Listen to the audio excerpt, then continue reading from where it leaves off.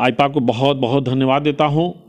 जनता की आवाज़, जनता के दुख दर्द को और लोकतंत्र की रक्षा के लिए जिस तरह से आप लोग का नाम से बचाने का काम कर रहे हैं, क्योंकि लोकतंत्र इस समय खतरे में है। लोकतंत्र पर प्रहार किया जा रहा है। लोकतंत्र को मिटाने का काम भारतीय समाजवादी पार्टी के लोगों ने किया है। उसमें सबसे बड़ी भूमिका आप जैसे निष्पक्ष पत्रकार और टीवी की है। अगर आप लोगों ने साथ दिया, आप लोगों ने इसी तरह आस्था विश्वास का नाम से लोकतंत्र में बनी रही, तो निश्चित है कि समाजवाद की ताकत के पर समाजवादी पार्टी की सरकार बनेगी। और इसके लिए मैं आईपा को बहुत बहुत धन्यवाद, हृदय की गहराइयों से धन्यवाद देता हूँ। जिन स्तर पर काम होना चाहिए, गरीब, बेरोजगार और बुनकर की स्थिति जो है आज बहुत दयनीय स्थिति बनी हुई है। आप बिजली की बात करते हैं, बिजली की बात पर बुनकर की स्थिति की भुखमरी के कगार पर बुनकर पड़ा हुआ है। गरीब लोगों पर बिजली इतनी महंगी हो गई है सरकार द्वारा कि इसमें स्मार्ट सिटी को लेकर क्या करेगा गरीब लोग। नमस्कार, मैं हूं वाराणसी से शैलेंद्र सिंह और आप देख रहे हैं आईपा यानी all India progressive politics association. इसके अंतर्गत बातें होती हैं प्रगतिशील राजनीति की, और इसी कड़ी में आज मुलाकात कराते हैं आपसे समाजवादी पार्टी के वरिष्ठ नेता गणेश यादव जी से, और जानते हैं कि क्या हाल है। इस समय 2022 का आगाज़ हो चुका है, तो जानते हैं किस प्रकार की रणनीतियाँ तैयार हो रही समाजवादी के लिए, और समाजवादी पार्टी के जो कद्दावर जो नेता भी हैं यहाँ से, और जानते हैं कि वाराणसी चूँकि पीएम नरेंद्र मोदी का संसदीय क्षेत्र है, तो किस प्रकार से वोट का आशीर्वाद समाजवादी के खाते में आएगा, तो जानते हैं जी। स्वागत है आपका। धन्यवाद शैलेंद्र जी। मैं गणेश यादव, पूर्व जिला महासचिव, समाजवादी पार्टी बनारस। अगर गणेश अगर बातें की जाए तो समाजवादी पार्टी कैसे जीत का दावा यहाँ पे करेगी, चूँकि यहाँ पे 8 के 8 सीट जो हैं ये बीजेपी से एनडीए से कह लीजिए, वो एनडीए के भगवा में हो चुके हैं। शैलेंद्र, आज राजनीतिक परिस्थितियों पर आप ध्यान देंगे तो आपको दिखाई देगा कि समाजवादी पार्टी छोटे छोटे दलों के साथ गठबंधन की स्थिति में है, और इस गठबंधन की स्थिति से वोटों का जो समीकरण है बनारस का आज बदला हुआ स्वरूप है। और इस बार में समाजवादी पार्टी बनारस में नरेंद्र मोदी को मात देने का काम अपने वोट के ताकत के बल पर करने का काम करेगी। चूँकि अब यहाँ पे अगर बातें की जाए तो जो सिटी की जो सीटें हैं, कैंट विधानसभा है, और शहर उत्तरी, शहर दक्षिणी, शिवपुर जो है, ये 4 विधानसभा जो क्षेत्र है, इसमें वोटों का आशीर्वाद किस प्रकार से प्राप्त करेंगे। चूँकि यहाँ पे सबसे ज़्यादा काम बीजेपी के इसी क्षेत्र में जुड़ाए जा रहे हैं। कहा जा रहा है कि यहाँ पे जैसे विकास मॉडल की बातों पे बीजेपी अपने पाले में वोट लाना चाहती है। शैलेंद्र, जिन 4 विधानसभाओं की बात आप कर रहे हैं, उन 4 विधानसभाओं में आज जो देखेंगे बनारस की राजनीतिक स्थितियों पर हम समीकरण जो है बहुत बदला हुआ है। आप देखेंगे भारतीय जनता पार्टी को हम इस बार ने अपने बल और ताकत के पर शिक्षक संघ का चुनाव और स्नातक का चुनाव जिस समीकरण से हम लोगों ने दिया है, उसका रिजल्ट उसी को आधार बना करके हम सामान्य वोटों पर भी समाजवादी पार्टी सम्मान देने का काम कर रही है। और समाजवादी पार्टी को सामान्य वर्गों का जो वोट भरपूर इस बार समर्थन मिलने जा रहा है, उसी समीकरण के बल पर समाजवादी पार्टी बनारस में प्रधानमंत्री के क्षेत्र में एक इतिहास रचने का काम करने जा रही है। बातें की जाए तो यहाँ पे 2014 की अगर बातें की जाए पूर्व की, तो जब नरेंद्र मोदी चुनाव लड़ने आए यहाँ पे, तो अगर उस समय की बातें की जाए तो गुजरात मॉडल का काफ़ी प्रभाव रहा, उसका सीधा फ़ायदा बीजेपी को मिला। 2022 का चुनाव है, तो बातें की जाए तो पूर्वी उत्तर प्रदेश में सीधा फ़ायदा बनारस मॉडल के तर्ज पे होगा, ऐसे राजनीतिक विशेषज्ञों का कहना है। तो क्या कहेंगे, क्या सीधा इसका लाभ मिलेगा बनारस विकास मॉडल की? इसमें रिंग रोड है, और काशी विश्वनाथ कॉरिडोर है, रुद्राक्ष है, टीएफसी सेंटर है बुनकरों के लिए, और इसके साथ साथ विद्युत सप्लाई की बातें की जाए, तमाम ऐसे बिंदु जो हैं जो इसका असर कितना डालेंगे पूर्वी उत्तर प्रदेश पे। विकास की बात करते हैं शैलेंद्र जी, तो आप देखेंगे कि कुछ क्षेत्रों में ही विकास हुआ है, उससे हम इनकार नहीं करते हैं। लेकिन देखेंगे आप जो अन्य विधानसभाओं के क्षेत्रों में नीचे जाकर आप देखेंगे, विधानसभा के वार्डों में जाकर देखेंगे कि आज भी वही स्थिति, 14 की स्थिति जो बनी हुई थी, आज भी वही स्थिति बनी हुई है। और विकास पर जो है कुछ क्षेत्रों को हम इनकार नहीं करते हैं कि रिंग रोड बन गया, विश्वनाथ जी कॉरिडोर है, ये हमारे सम्मान की बात है। ये हमारे धर्म से जुड़ा है, मुझसे इनकार नहीं करते। हम भी उसी आस्था में, हमारी पार्टी भी उसी आस्था में विश्वास रखती है। लेकिन जिन स्तर पर काम होना चाहिए, गरीब, बेरोजगार और बुनकर की स्थिति जो है आज बहुत दयनीय स्थिति बनी हुई है। आप बिजली की बात करते हैं, बिजली की बात पर बुनकर की स्थिति की भुखमरी के कगार पर बुनकर पड़ा हुआ है। गरीब लोगों पर बिजली इतनी महंगी हो गई है सरकार द्वारा कि इसमें स्मार्ट सिटी को लेकर क्या करेगा गरीब लोग, जो कि 8 रुपया 9 रुपया बिजली का बिल हो गया है और उनको देने की स्थिति में, खाने की स्थिति नहीं बनी हुई है, कैसे बिजली का बिल भरेगा। तो विकास जो है वो कुछ क्षेत्रों के लिए हुआ है, कुछ लोगों के लिए विकास किया गया है। उसका स्वरूप आप देख रहे हैं कि कहीं कहीं जो रिंग रोड बन गई, ये बहुत पहले के क्या नाम से कांग्रेस गवर्नमेंट ने, RPN सिंह जो यहाँ सड़क परिवहन कांग्रेस पे हुआ करते थे, उस समय रिंग रोड की घोषणा 1332 करोड़ रुपए से हुई थी। उसी का वो स्वरूप है। ठीक है, बीजेपी ने किया, मैं भारतीय जनता पार्टी को धन्यवाद इसके लिए देता हूं। लेकिन जिन स्तर पर काम करना चाहिए, गरीब स्तर पर काम करना चाहिए, और जिन बुनकरों के लिए काम करना चाहिए, और जो गरीब तबका का नाम से रोजी रोटी के लिए मर रहा है, उसके लिए काम करना चाहिए। जो का नाम से रेहड़ी के लोग हैं, उनकी स्थिति आप देख रहे हैं, विकास तो कर रहे हैं। हजारों का बेरोजगारी की स्थिति बन गई है, जो कि दशाश्वमेध से लेकर वहाँ तक के हजारों लोग काम से करते थे, सड़क पर भीख मांग रहे हैं, सब्जी बेच रहे हैं, आज जो मजदूरी करने का काम कर रहे हैं। यही विकास मॉडल है मोदी का।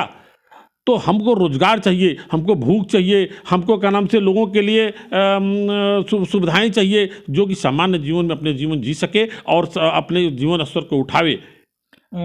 बात है कि यह बेरोजगारी की मुद्दे जो हैं, समाजवादी पार्टी इसको लेकर काफ़ी बीजेपी को घेर रही है।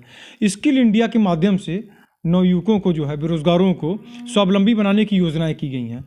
क्या इसमें नज़रिया आप देखते हैं, स्किल इंडिया कितना कामयाब है? आपके सामने है जो स्थिति आज पैदा हुई कोरोना काल में।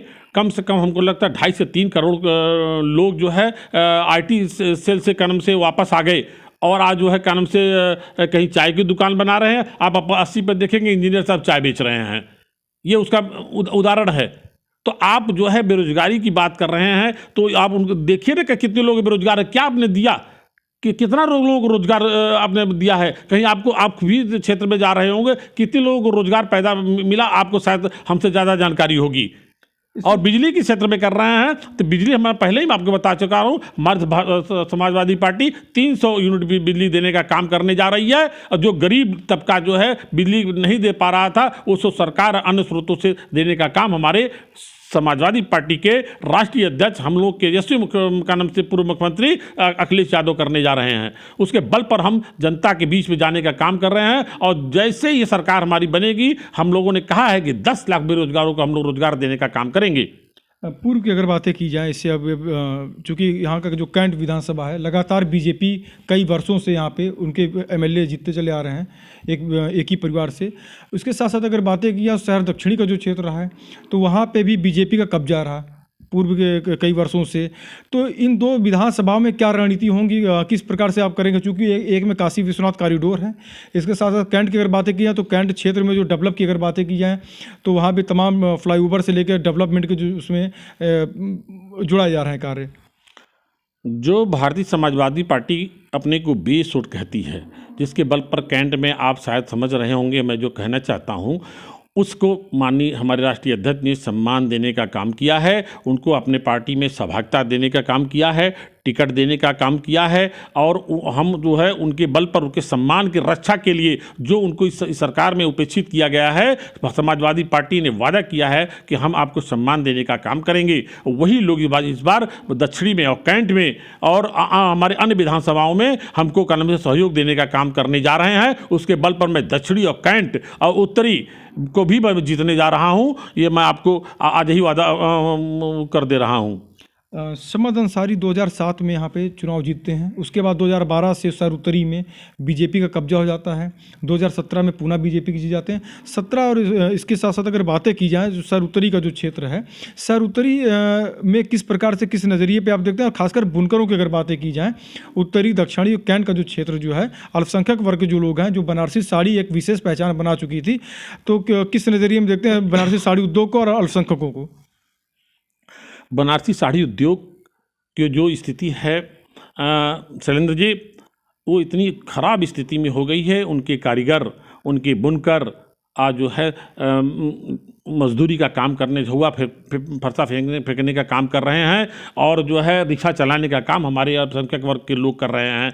उनको काम नहीं मिला, जो बनारसी साड़ी ध्वस्त हो गई, उसकी जो है आप उसको उठा करके, छोटे छोटे फुटकर व्यापारी हुआ करते थे, आप एक सेंट्रलाइज कॉर्पोरेटेड का नाम से करवाने का काम किया। लेगा अभी बता रहे हैं, फैसिलिटी सेंटर में आपने जाके खोल दिया। छोटे छोटे जो बुनकर जो है काम करते थे, रोज़मर्रा पर काम करते थे, रोज़ का नाम से अपनी पूंजी लगा करके उनके यहाँ लेके जाते थे, उनके यहाँ से वापस का नाम से पैसा लेके आते थे या चेक लेके आते थे, और उससे का नाम से अपना काम करते थे। आपने कॉर्पोरेटेड कर दिया और उनको पेमेंट भी नहीं मिल पा रहा है, उनको क्या नाम से उसकी माल का वैल्यू भी नहीं मिल पा रही है, क्योंकि कॉर्पोरेटेड लोगों को उसकी कीमत ही नहीं पता है। तो ऐसी स्थिति में बुनकर समाज जो है, आज समाज बहुत ही दयनीय स्थिति में, आज आप जाएंगे मुस्लिम क्षेत्रों में तो आपको खुद स्थिति उनकी पता लगे कैसे अपने जीवन यापन को वो कर रहे हैं। और जहाँ तक आप कह रहे हैं उत्तरी का है, आज उत्तरी का बदला हुआ स्वरूप है शैलेंद्र जी। आज जो समीकरण उत्तरी का है वो 17 के सूबे से आज में बदला हुआ है। आज जो है उस समय के जो वोटर थे, आज जो वोटरों की स्थिति है वो काफ़ी भिन्न हो गई है, काफ़ी बदली हुई है, काफ़ी संख्या बढ़ गई है। इस बार 6,000-7,000 वोट जो है, जो समाजवादी पार्टी का वोट इस बार बढ़ा हुआ है। हम लोगों ने खुद का नाम से उत्तरी में वोट बढ़वाया है, 662-63 वोट हम लोगों ने बढ़वाया है। तो ऐसे स्थिति बदली हुई है। उत्तरी को भी हम का नाम से उस वर्ग में आप मत जाइए कि अल्पसंख्यक वर्ग में है, हम समान वर्गों से भी चुनाव उसको जीतने का काम करेंगे। यहाँ पे जो बनारस की अगर जो है, तो बनारस में गंगा जमनी तहजीब काफ़ी मानी जाती है यहाँ की। इसके साथ साथ अगर बातें की जाए तो अल्पसंख्यक वोटों पे निशाना साधने आ रहे हैं AIMIM से ओवैसी जी। कितना नुकसान कितना नफ़ा? सरंजे, AMI ओवैसी साहब के चाल चरित चेहरा को हमारे अल्पसंख्यक वर्ग के लोग पहचान गए हैं, और हम लोग भी बैठक में रहते हैं, हम लोग उनके बीच में रहते हैं, उनकी बातों को भी सुनते हैं। एकदम साफ है कि अल्पसंख्यक वर्ग समाजवादी पार्टी की तरफ है, अखिलेश यादव में विश्वास और निष्ठा रखता है।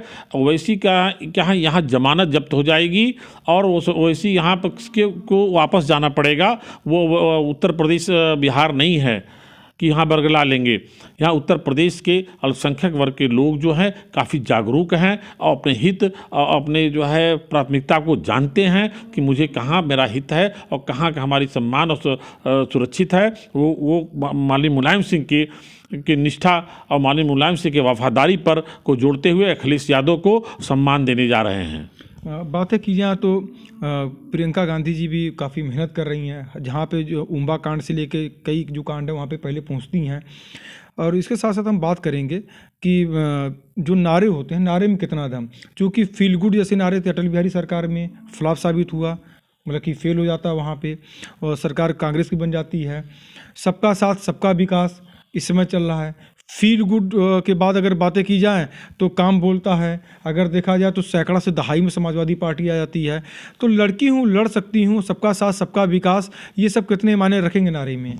जहाँ तक कांग्रेस की बात है, कांग्रेस डूबती हुई एक नैया थी और जिस पर हम भी सवार होने का काम किए थे। वो एक गलती हो गई कि कांग्रेस के पास अपना कोई वजूद नहीं रह गया, कांग्रेस के पास कोई वोट नहीं रह गया, कांग्रेस के पास कोई नेता नहीं रह गया। जो आप खुद ही देखे होंगे बनारस में कितनी भगदड़ की स्थिति पैदा हो गई। कांग्रेस में लोग कहाँ से कहाँ चले गए, बीजेपी में चले गए। अभी आपको देखे होंगे 2-3 दिन पहले काफ़ी लोग संख्या में लोग भारतीय जनता पार्टी की ओर चले गए। तो कांग्रेस और बीजेपी के चेहरे में कोई अंतर नहीं है, उनके वोटरों में कोई अंतर नहीं है, उनके नारे में कोई दम नहीं है। जितना महिला वर्ग को सम्मान देने का काम समाजवादी पार्टी ने किया है, महिलाओं के मान सम्मान के लिए, वह चाहे 1090 हो और चाहे अन्य जो हो, माननीय नेताजी ने पहले महिलाओं को भागीदारी देने का काम किया था। माननीय हमारे अखिलेश यादव भी महिलाओं को भी आप देखेंगे टिकट में भी हमने भी उनको अधिकार देने का काम किया है।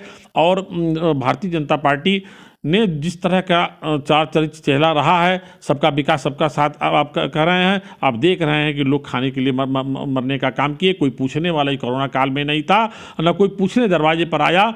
कितना भेद है, मेरे खुद में, मैं खुद से पीड़ित रहा कोरोना पीरियड में, कोई पूछने तक नहीं आया। ठीक है, सब पार्टी एक अलग होती है, मानवता भी एक होता है, लेकिन समाजवादी पार्टी ने कोरोना काल के सभी मृतकों के घर जाकर उनको संवेदना देने का काम किया और उनको सहायता देने का वादा किया कि समाजवादी पार्टी की सरकार आएगी तो हर कोरोना मृतक परिवार को हम सहायता देने का काम करेंगे। आईपा की मुहिम है हमारी, जन जन तक हम लोग पहुँचते हैं, राजनेताओं के पास पहुँचते हैं, वरिष्ठ पत्रकारों के पास पहुँचते हैं, समाज सेविकों के पास पहुँचते हैं, उनके राय को रखते हैं और जानते हैं, अपने दर्शकों को तक पहुँचाते हैं। आईपा की इस मुहिम को आप क्या कहेंगे? आईपा को बहुत बहुत धन्यवाद देता हूँ। जनता की आवाज़, जनता के दुख दर्द को और लोकतंत्र की रक्षा के लिए जिस तरह से आप लोग का नाम से बचाने का काम कर रहे हैं, क्योंकि लोकतंत्र इस समय खतरे में है, लोकतंत्र पर प्रहार किया जा रहा है, लोकतंत्र को मिटाने का काम भारतीय समाजवादी पार्टी के लोगों ने किया है। उसमें सबसे बड़ी भूमिका आप जैसे निष्पक्ष पत्रकार और टीवी की है। अगर आप लोगों ने साथ दिया, आप लोगों ने इसी तरह आस्था विश्वास का नाम से लोकतंत्र में बनी रही, तो निश्चित है कि समाजवाद की ताकत पर समाजवादी पार्टी की सरकार बनेगी। और इसके लिए मैं आईपा को बहुत बहुत धन्यवाद, हृदय की गहराइयों से धन्यवाद देता हूँ। तो आप थे हमारे साथ वरिष्ठ नेता समाजवादी पार्टी से गणेश यादव जी, जिन्होंने बताया कि किस प्रकार से रणनीति तैयार की जा रही है और निश्चित ही 2022 में अखिलेश जी को जीत का सेहरा बंधेगा। वाराणसी से शैलेंद्र सिंह, आईपा।